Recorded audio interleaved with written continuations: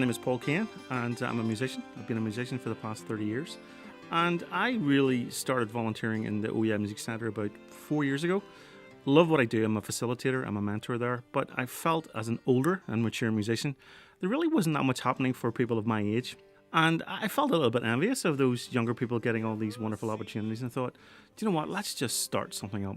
And I thought, wouldn't it be fabulous if we had a collective or cooperative for mature musicians, and hence Over the Hill.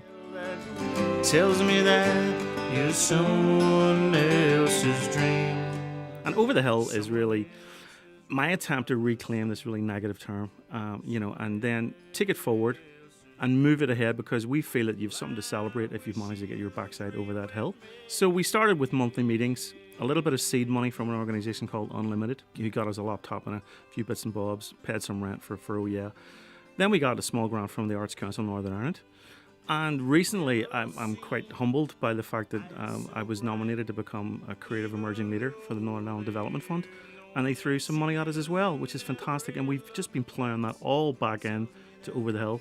You're someone else's dream, someone else's real life love scene.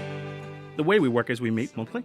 The monthly meetings are very, very centered around the people who play. So you can come, you can share, it's social element that you can have a drink, you can meet like-minded friends, you can set up collaborations.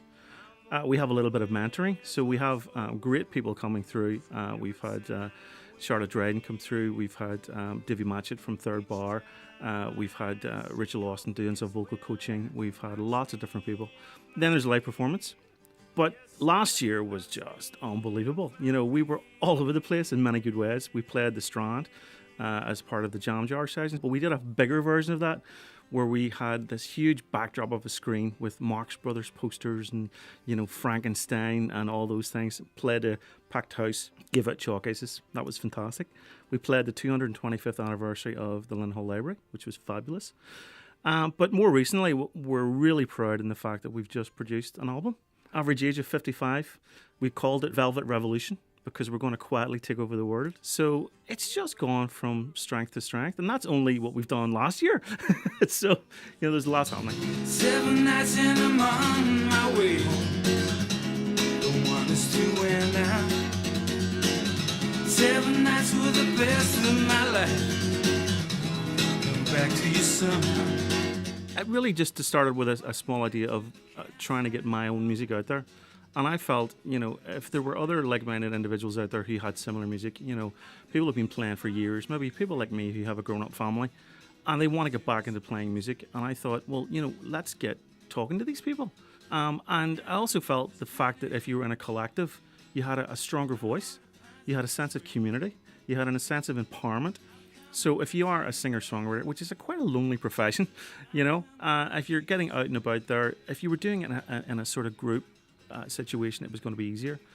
So it's been really driven by the people that we speak to. We ask, what do you want to do? Where do you want to go? And I try and come a bit left field and set the bar a little too high each time, but we've always managed to get over it. We have had such an eclectic mix of people. I mean, we have a little flyer which says, sing something, play something, say something.